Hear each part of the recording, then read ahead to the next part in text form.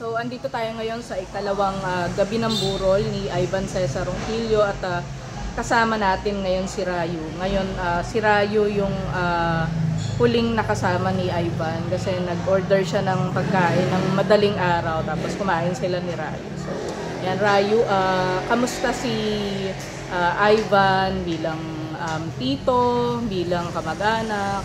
Parang ikaw yung mini-min, di ba niyan? So, ako yung mini-min. Siya po yung the best.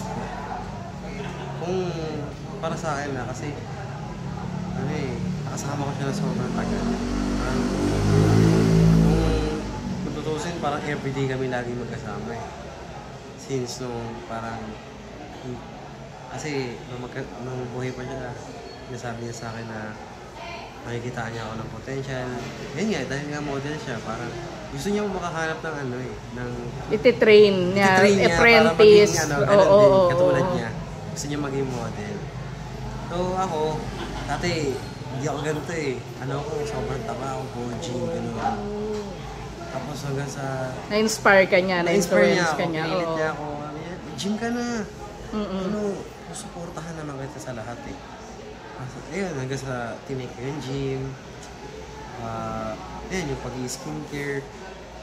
Kasi dati, yung mukha ko talaga sobrang, tagyawat. Pop na pop siya, pop na pop. Ayun, parang siya yung naging inspiration ko. Nagkaroon ako ng dream na, yan, pagiging model din, gaya sa kanya. Parang gusto ko rin pumogi. Kasi, tsura siya, yung pogi talaga siya. Parang pumasok sa isip ko na maging second niya talaga. Para maging twin niya. And then, ayun. Yun na yung masasabi ko sa kanya as a tito niya. As a tito sa akin. Siya yung the best. Kasi parang siyang father sa akin. Masaya yun. Ano yung mga paborito mong quality sa kanya, yung fondest memories mo sa kanya bukod dun sa tinitrain ka din niya mag-model, bibigyan kanya na advice? Siguro everything. Walang lahat ng ginagawa namin, lahat ng nagawa namin sa system buhay pa siya, parang core memory lahat yun. Parang wala akong paborito. Lahat yun paborito ko. Wala akong pinaka-paborito sa lahat yun. Nasaan ka? At saka ano yung naramdaman mo nung nalaman mo nga na nagpatiwakal siya? Actually, ako nun eh. Tulog ako nun. Nagulat na lang ako. Ginising ako. Tapos, hindi ko alam yung nangyayari that time dahil nakakagising ko lang. And then, paglabas ko, hindi ko alam kung saan ako pupunta. Then, nakita ko yung grandfather ko, which is yung father niya. Si Cesar, Tatay Cesar. Nandun sa likod ng namin, compound. Then, binantahan ko. Tapos, wala, hindi ako makapaniwala. Nakatingin na ako, nakatitingin na talaga ako sa kanya. Hanggang sa narinig ko yung father ko, sumigaw na. Doon na ako parang kumilos na ako agad. Tinanggal ko na lahat ng gamit. Tapos, binitbit ko siya. Tinaray ko pa siyang buhayin. Pero... Nag-ano pa daw, di ba? Parang nag-jerk pa. Oo. Parang ikaw pala yung nagbuhat papuntang... Kami dalawa ng father. May pulse pa siya na parang pitik-pitik na lang talaga. Parang sobrang iba niya sa pulse ng buhay na tao. Ayun, ako yung kasama niya sa ambulance. Tinatry ko talaga siyang buhayin. Sobrang sakit ng time na yun kasi wala na akong pakialam sa lahat eh. Basta sa akin lang mabuhay ko to. Mabuhay ko tong tao na to. Ngayon ang nasa isip ko. Yun lang. Hanggang sa pagdating ng UCG, parang hindi ko siya kayang tignan. Hanggang sa hanggang sa nadala siya sa morgue. sabi ko, kasama ko yung father ko. Sabi niya, napupunta ko na si Tito mo. Ivan. Mm-mm. So, sumama. Sabi niya, hindi mo kaya, sige, huwag ka na sumama.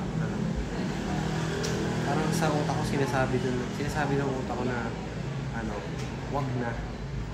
Pero yung puso ko parang gusto pa rin siya makita. Parang, For the last for time. the last.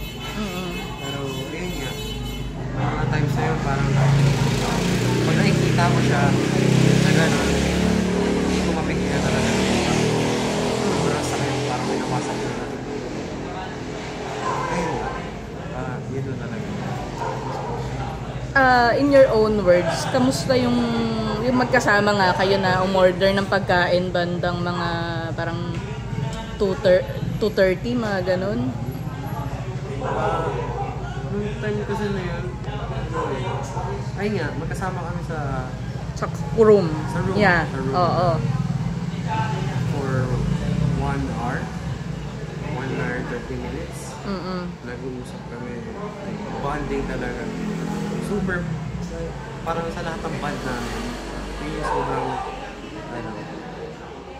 iba sa lahat ng Parang puso sa puso, parang puso sa ganun puso. yung feeling. Parang real talks lahat. Oo. Walang jokes, real talks lang. Mm-mm.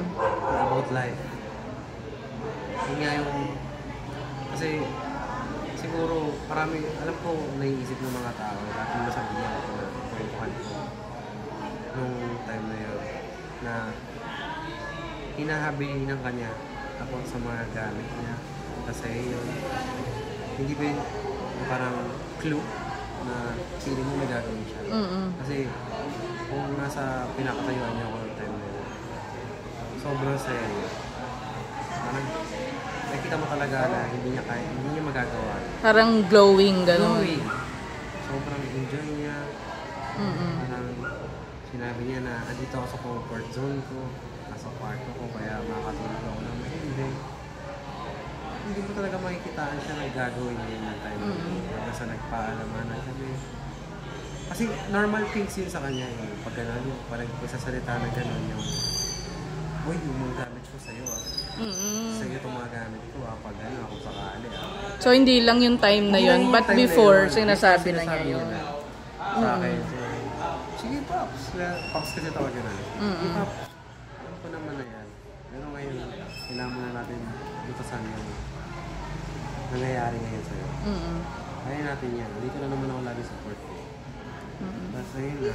Kasi yan na nga po. Nagkahiwalay na nga kami. Yun na yung last words ko na naalala.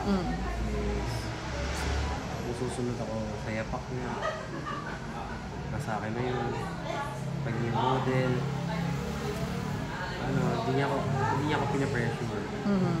Sabi niya, ito yung exact words. Kasi pinag-share niya, boy, hindi kita pinapressure.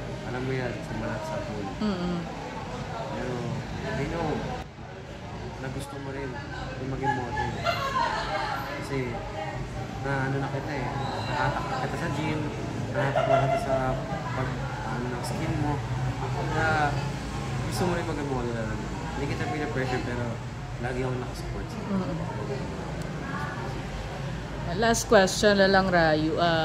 Meron ka bang mga salitang hindi mo nasabi na gusto mo sana sabihin kung if you were given more time with your uncle, Ivan? Sobra. I think, nakapag-thank you naman. Ay, actually, di pala ako nakapag-thank you. Nakapag-thank you ako sa kanya, nandito na, nakahiga na siya. Nakapag-thank you, ay, hindi ako nakapag-thank you sa kanya. Dahil diba, unexpected din eh. Alam kung gagawin kung mangyayari yun. Thank you ako. Pero, diba, ba't ako mag-thank you? Eh, magsusuicide ka, lang na makayaan kita, diba? Kaya, sobrang daming words na hindi ko nasabi sa kanya na gusto ko sabihin. Ngayon, sinasabi ko sa kanya dito na nakahiga siya. Minsan po, punta ako sa yung sa nangyari. Sabi niya sa lahat ng pinuntahan niya, pinakausap ko siya. I know na nandiyan na naman siya. Nasa nasa langit siya. Pero I know, nandito pa siya sa lupa eh. Sa atin. Ano po sinasabi ko na gagabayan niya naman.